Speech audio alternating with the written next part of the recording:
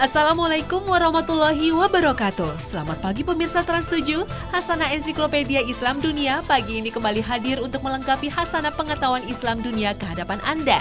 Dan hari ini hasanah akan kami isi dengan informasi mukjizat Allah untuk para nabi, wajah kota-kota metropolitan Islam, serta kesenian bernafaskan Islam. Dan pemirsa, inilah Hasanah Ensiklopedia Islam Dunia hari ini.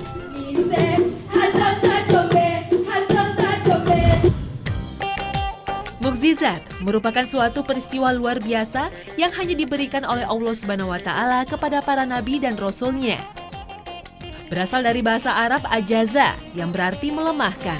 Mukjizat digunakan untuk mendukung kerasulan sekaligus melemahkan tuduhan para penentangnya.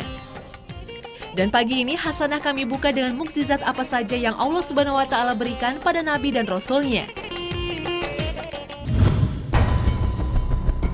Beberapa abad setelah Nabi Idris alaihissalam wafat, penduduk Armenia kembali menyembah berhala.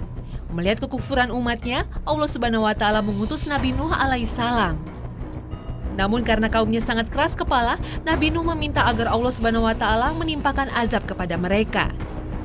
Allah Subhanahu wa Ta'ala mengabulkan permintaan Nabi Nuh dan memerintahkannya untuk membuat perahu. Bersama para pengikutnya, Nabi Nuh menebang kayu besar dari pohon yang ia tanam selama 40 tahun, lalu membuat perahu di dataran tinggi. Setelah perahu Nabi Nuh sempurna, turunlah perintah Allah Subhanahu wa Ta'ala agar Nabi Nuh bersama para pengikutnya segera naik ke perahu dengan membawa tiap pasang jenis hewan. Dengan izin Allah Subhanahu wa Ta'ala, air tercurah dari langit dan memancar dari bumi. Banjir besar melanda daratan. Kaum Nabi Nuh yang ingkar pun tenggelam. Setelah banjir besar, perahu Nabi Nuh akhirnya berlabuh di Gunung Judi. Hingga kini, para ilmuwan masih mencari lokasi pendaratan dan juga perahu Nabi Nuh. Banyak penggalian telah dilakukan untuk menyelidiki banjir yang diperkirakan menenggelamkan daratan Mesopotamia masa lalu. Nabi Ibrahim alaihissalam lahir di Babilonia yang saat itu diperintah oleh seorang raja bernama Namrud. Ayah Ibrahim, Azar, termasuk orang yang sangat dicintai Raja Namrud karena pandai membuat patung berhala. Patung-patung karyanya disembah oleh para pengikut Raja Namrud. Dan diangkatlah Ibrahim oleh Allah Subhanahu wa Ta'ala menjadi nabi dan rasul untuk meluruskan perbuatan Raja Namrud dan rakyatnya. Nabi Ibrahim berdakwah kepada kaumnya dengan membuktikan berhala-berhala yang mereka sembah tidaklah berdaya. Pembuktian ini dilakukan Nabi Ibrahim alaihissalam ketika kota Babilonia kosong. Saat itu seluruh rakyat Babilonia merayakan suatu hari besar di luar kota. Nabi Ibrahim pergi menuju tempat peribadatan kaumnya dengan membawa sebuah kapak. Ia menghancurkan semua berhala kecuali sebuah patung yang paling besar. Seolah berhala besar itulah yang menghancurkan berhala yang lain. Ketika kaumnya mengetahui hal itu, Ibrahim ditangkap dan dibakar hidup-hidup. Pelaksanaan hukuman kemudian disiapkan. Ibrahim dibawa ke tanah lapang, rakyat Babilonia datang berbondong-bondong untuk menyaksikan eksekusi pembakaran Ibrahim. Dengan dibelenggu, Ibrahim dimasukkan ke dalam api. Namun atas perlindungan Allah Subhanahu wa Ta'ala, hukuman itu tidak berdampak kepada beliau. Nabi Ibrahim justru merasa sejuk di tengah panasnya api. Ketika kayu bakar telah rata menjadi abu, beliau keluar dengan selamat. Itulah mukjizat yang diberikan Allah kepada Nabi Ibrahim sebagai bukti nyata kebenaran dakwahnya. Konon tempat Nabi Ibrahim alaihissalam dibakar saat ini berada di wilayah Urfa, Turki.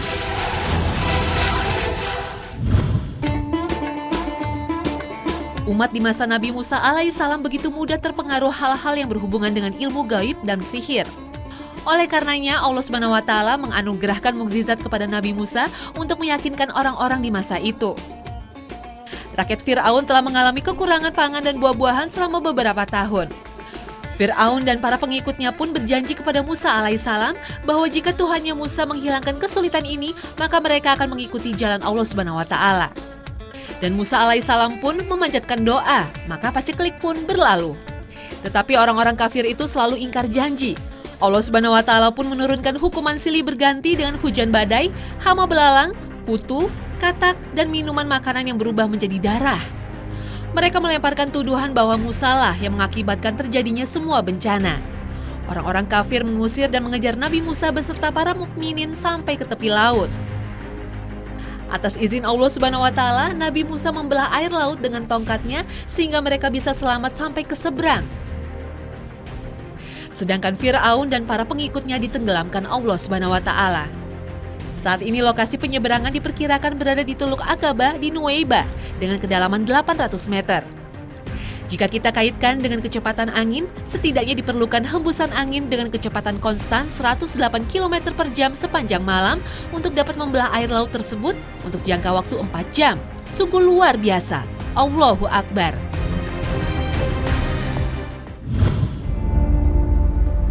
Dari begitu banyak mukjizat yang diberikan Allah Subhanahu wa Ta'ala, mukjizat terbesar yang dimiliki Rasulullah adalah peristiwa Isra Mi'raj dan diturunkannya Al-Quran. Isra dari Masjidil Haram ke Masjidil Aqsa, lalu Mi'raj dari Baitul Maqdis ke Sidratul Muntaha untuk menerima perintah sholat dalam waktu tidak sampai 1 malam. Sementara Al-Quran diturunkan Allah Subhanahu wa Ta'ala kepada Nabi Muhammad SAW secara bertahap selama 22 tahun, 2 bulan, 22 hari. Al-Quran menjadi mukjizat Nabi Muhammad SAW karena Al-Quran akan abadi hingga akhir zaman nanti. Bahkan Allah Subhanahu wa Ta'ala berjanji akan senantiasa menjaga dan memeliharanya dari pemalsuan. Terbukti di sepanjang sejarah manusia pada masa Nabi Muhammad SAW hingga saat ini belum ada yang mampu menandingi. Padahal tantangan Al-Quran sudah digelar bagi siapapun yang ingin membuat semisalnya hingga 1 ayat saja. Mukjizat Rasulullah yang lain adalah membelah bulan. Hal ini terjadi ketika kaum musyrikin menantang Rasulullah untuk menunjukkan bukti kenabiannya. Lalu Rasulullah naik ke Jabal Qubais, gunung batu di timur Mekah. Kemudian mengacungkan telunjuknya dan terbelahlah sang bulan. Ini membuat penduduk Mekah demikian takjub meski sebagian dari mereka tetap saja dalam kekafirannya. Terbelahnya bulan adalah salah satu mukjizat Nabi Muhammad SAW yang disebutkan dalam Al-Quran surat Al-Qamar ayat 1 dan 2 serta hadis. Tulisan awal mengenai kejadian tersebut ditulis oleh sahabat Nabi seperti Ibnu Abbas, Anas bin Malik, dan Abdullah bin Mas'ud. Bukti secara empirik syak al-qamar atau terbelahnya bulan secara nyata sehingga menyisakan patahan yang panjang sejauh ini masih lemah. Walaupun begitu, mukjizat tidak harus dicocokkan dengan logika ilmu pengetahuan. Mukjizat adalah cara menunjukkan kekuasaan Allah yang diberikan kepada Rasul-Nya. Sebagai umat beragama dan percaya akan kuasa Allah Subhanahu wa Ta'ala, manusia harus meyakini adanya mukjizat, tetapi tidak harus menalar bagaimana itu terjadi. Jangan kemana-mana pemirsa, setelah ini kami akan menambah hasanah Anda dengan wajah kota-kota metropolitan Islam. Hasanah Ensiklopedia Islam Dunia akan segera kembali.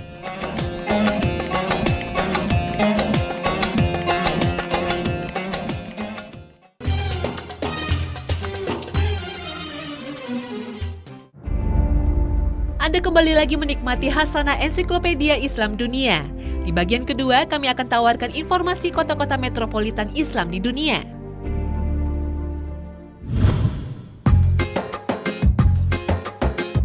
Karachi adalah kota terbesar di Pakistan. Sebagai pelabuhan utama dan pusat ekonomi, kota ini memiliki perkiraan populasi lebih dari 21 juta orang dengan kepadatan hampir 6.000 orang per kilometer persegi. Dalam hal populasi, kota ini menempati posisi 10 terbesar di dunia. Muslim di Karachi merupakan mayoritas, 95% penduduknya beragama Islam. Sebagian besar berasal dari India yang bermigrasi ke Pakistan saat merdeka tahun 1947. Itu sebabnya kultur Karachi mirip dengan kota lain di India dengan bahasa Urdu sebagai bahasa utama. Saat ini Muslim di Karachi berbaur dengan komunitas Gujarat, Punjabi, Muslim Kashmir, dan etnis Bengali dari Bangladesh. Hal ini menjadikan kota ini melting pot budaya yang beragam.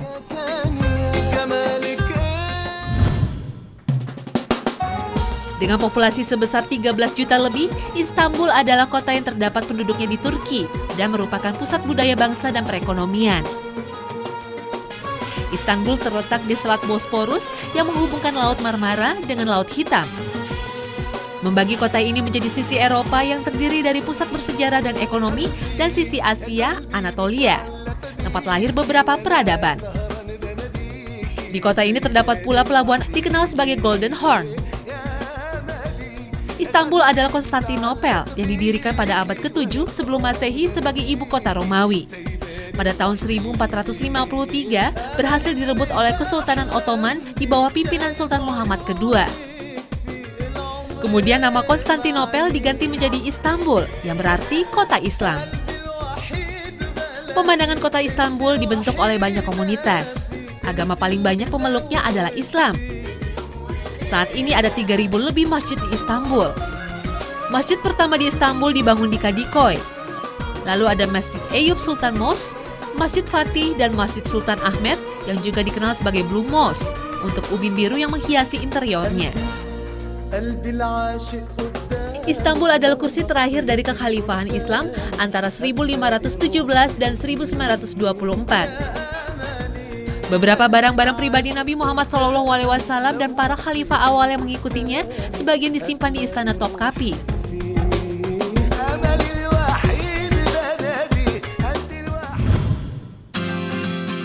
Kairo secara harfiah berarti para pemenang.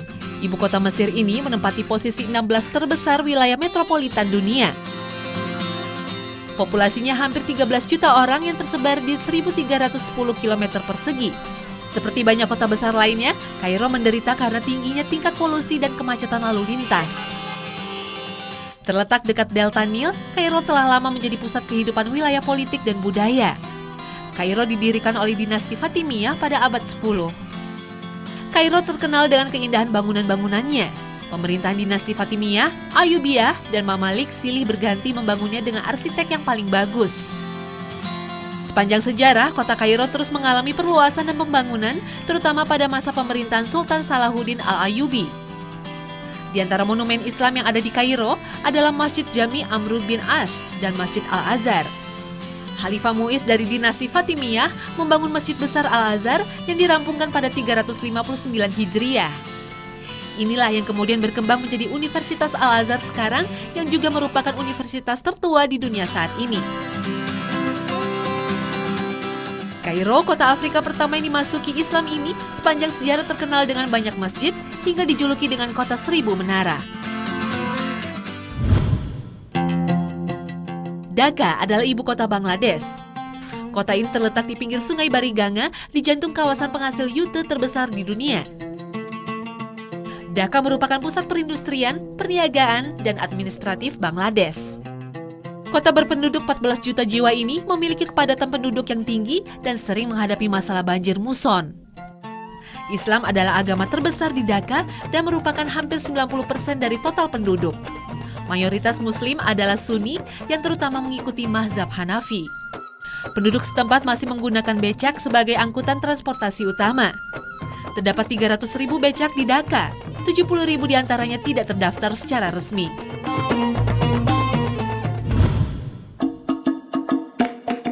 Teheran adalah ibu kota Iran dengan perkiraan populasi 8 juta jiwa. Lebih dari setengah industri Iran terletak di sini. Teheran juga adalah pusat penjualan karpet dan mebel terkemuka.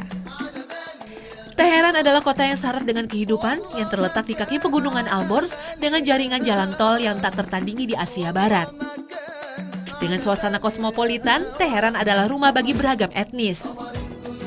Teheran adalah kota modern yang menampilkan banyak struktur kontemporer. Contohnya Azadi Tower dan Menara Milad yang menjadi ikon dari Teheran.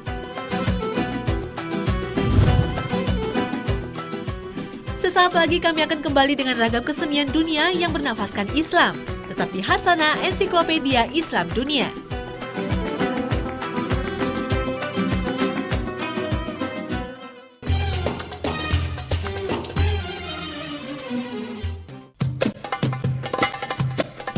Seni dan peradaban ibarat dua sisi mata uang, tenggelam dan bersinar beriringan. Kesenian berkembang pesat saat peradaban Islam berada di era keemasannya. Musik Arab yang awalnya sangat sederhana berkembang menjadi musik yang kaya warna seiring dengan kemajuan pemerintahan Islam di masa dinasti Umayyah. Islam memberikan pengaruh yang besar terhadap seni. Wujudnya bisa dilihat dalam arsitektur, musik maupun tari. Arsitektur Islam merupakan sebuah karya seni bangunan dengan konsep pemikiran Islam yang bersumber dari Al-Quran. Secara fisik tidak terdapat ornamen makhluk hidup. Yang ada hanyalah ornamen yang mengingatkan pada kebesaran Allah Subhanahu wa Ta'ala. Gaya corak arsitektur Islam mulai berkembang saat berpadu padan dengan arsitektur dari Roma, Mesir, Persia maupun Bizantium. Ciri khasnya adalah ruang tengah yang luas terbuka, bangunan melingkar, dan menggunakan pola kaligrafi yang berulang, kubah dan minaret. Contohnya bisa dilihat pada bangunan Hagia Sophia dan Blue Mosque di Istanbul. Masjid Shah di Iran, atau Istana Alhambra di Cordoba, Spanyol.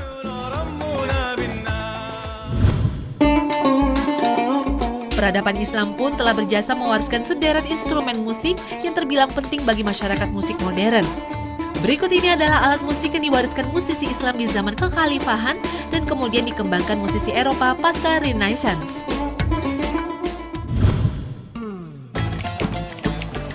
Alboka merupakan alat musik tiup. Terbuat dari kayu, berkembang di era keemasan Islam. Alboka berasal dari bahasa Arab albuk, yang berarti trompet. Inilah cikal bakal klarinet dan trompet modern. Alboka diperkenalkan umat Islam kepada masyarakat Eropa saat pasukan Muslim dari Jazirah Arab berhasil menaklukkan semenanjung Iberia. Gitar modern saat ini merupakan turunan dari oud, alat musik berdawai 4 yang dibawa oleh masyarakat Muslim setelah dinasti Umayyah menaklukkan semenanjung Iberia pada abad ke-8 Masehi. Oud kemudian berkembang menjadi gitar bangsa Mor, yakni guitarra morisca yang memiliki beberapa lubang suara dan guitarra latina yang menyerupai gitar modern dengan satu lubang suara.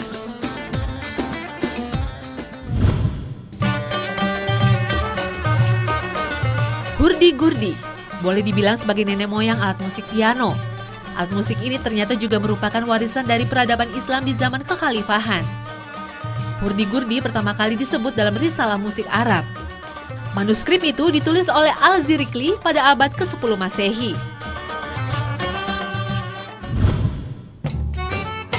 Biola yang ada saat ini ternyata juga berawal dari dunia Islam. Cikal bakal biola juga diyakini berasal dari rebek, alat musik asli dari Arab yang ditemukan Al-Farabi. Alat musik gesek ini berbentuk seperti perahu, bersenar 1-5 dan dimainkan di lengan atau bawah dagu.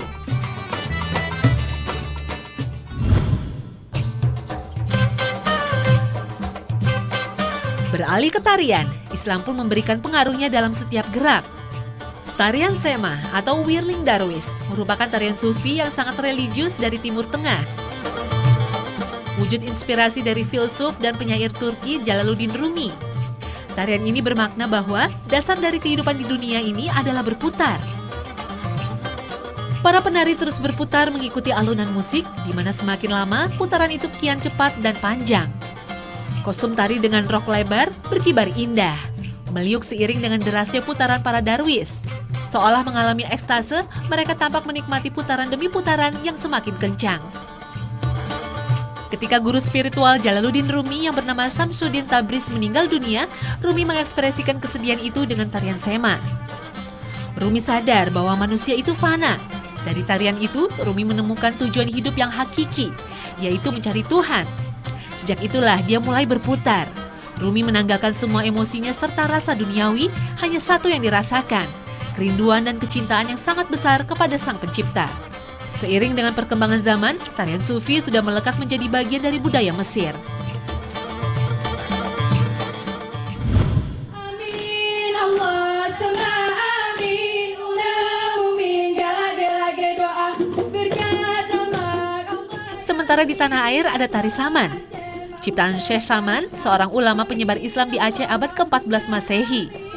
Awalnya tarian itu hanya berupa permainan rakyat yang disebut po ane-ane.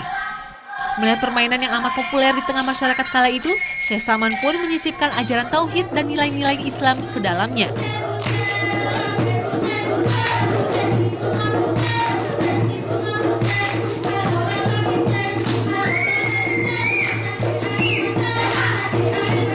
Jenis tarian duduk ini memiliki pola yang berulang. Para penari duduk berbanjar dalam posisi seperti tahiyat awal atau duduk antara dua sujud dalam sholat. Gerakan intinya adalah gerakan tangan, gerakan badan, dan gelengan kepala seperti tengah berzikir.